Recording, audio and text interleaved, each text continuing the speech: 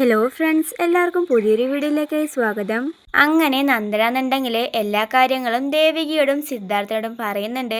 അതായത് ഋഷിയെ കൊന്നത് താനാണെന്നും തനിക്ക് പറ്റിയ ഒരു കയ്യബദ്ധം മാത്രമാണ്, കുടുംബത്തിന്റെ നല്ലതിന് വേണ്ടി ചെയ്തൊരു കാര്യമാണ്, പക്ഷെ അത് ഇത്രയും വലിയ പ്രശ്നമായി എന്നെല്ലാം പറയുമ്പോൾ തന്നെ സിദ്ധാർത്ഥനും ദേവികയ്ക്കും നന്ദനോട് ഒരു സഹതാപമൊക്കെ തോന്നുന്നുണ്ട്. ഞാനിങ്ങനെ ഡൗൺ ആയിരിക്കുന്ന സമയത്ത് എന്നെ ആശ്വസിപ്പിക്കാൻ വന്ന വെറും സുഹൃത്തുക്കൾ മാത്രമാണ് കെവിനും ഇസബല്ലയും, അല്ലാതെ എനിക്ക് അവരിൽ വേറൊരു ബന്ധം പോലുമില്ല. തന്നെ മറന്നിട്ട് ഞാൻ ഒന്നും ഇതുവരെ ചെയ്തിട്ടില്ല. ആദ്യ നാൾ മുതൽ തന്നോടുള്ള എൻ്റെ സ്നേഹം അത് അതേപോലെ തന്നെ ഇപ്പോഴും ഉണ്ട് എന്നൊക്കെ നന്ദനാന്നുണ്ടെങ്കിൽ കരഞ്ഞോണ്ട് പറയണ്. ഇതെല്ലാം തന്നെ കേട്ടിട്ട് ദേവിക പറയുന്നുണ്ട്, തെറ്റൊരിക്കലും തെറ്റല്ലാതെ ആവില്ല.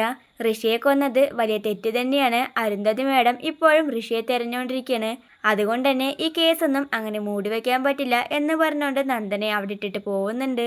ഏതായാലും പ്രഭാവതി പറയുന്നുണ്ട്, ഈ കാര്യങ്ങളൊക്കെ തന്നെ ഇവിടെ പറഞ്ഞത് ഇസബലയും കെവിനൊന്നും അറിയാൻ നിൽക്കണ്ട, പിന്നെ അതായിരിക്കും വലിയ പ്രശ്നമായിട്ട് മാറാൻ പോവുക എന്ന് പറഞ്ഞുകൊണ്ട് നന്ദനെ പറഞ്ഞ് മനസ്സിലാക്കുകയാണ്. പിന്നീട് സിദ്ധാർത്ഥനാണെന്നുണ്ടെങ്കിലും ഇതൊന്നും വിശ്വസിക്കാനാവാതെ നന്ദനോട് ചോദിക്കുന്നുണ്ട്, എടാ നീ പറഞ്ഞ സത്യം തന്നെയാണോ? നീ അവനെ കൊന്നു എന്നുള്ളത് സത്യമായിട്ടുള്ള കാര്യം തന്നെയാണോ? നിനക്കത് ഉറപ്പുണ്ടോ എന്നെല്ലാം ചോദിക്കുമ്പോൾ നന്ദൻ പറയുന്നുണ്ട്, അതേ അച്ഛ, അമ്മയെ അപമാനിച്ചതിന്റെ പേരിൽ ഞാൻ അവനോട് ചോദിക്കാൻ പോയതാണ്. അന്നുണ്ടായ ആ ഒരു കയ്യാങ്കളിയിലാണ് എൻ്റെ കയ്യിൽ നിന്നും അവന്റെ മരണം സംഭവിച്ചത്. അല്ലാതെ ഞാനും ഇസബല്ലയും തമ്മിൽ ഒരു ബന്ധവുമില്ല.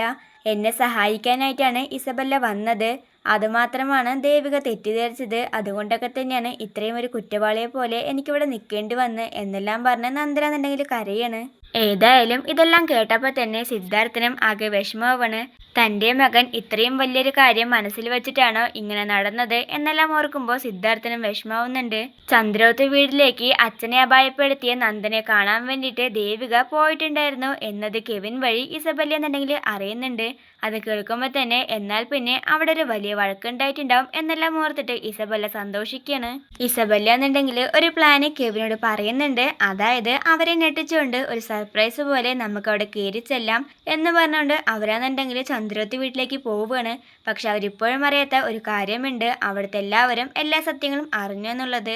ഇതേ സമയം ചന്ദ്രമതി എന്നുണ്ടെങ്കിൽ ദേവികയുടെ അച്ഛനെ കാണാനായിട്ട് ഹോസ്പിറ്റലിലേക്ക് വരുന്നുണ്ട്.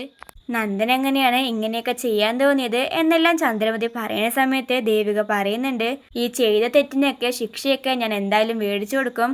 എൻ്റെ അച്ഛൻ്റെ കാര്യം വിട്. ഇതിൽ പുറമെ നന്ദൻ ഒരുപാട് തെറ്റ് ചെയ്തിട്ടുണ്ട്. അതിനൊക്കെ തന്നെ ശിക്ഷ അനുഭവിച്ചേ പറ്റുള്ളൂ.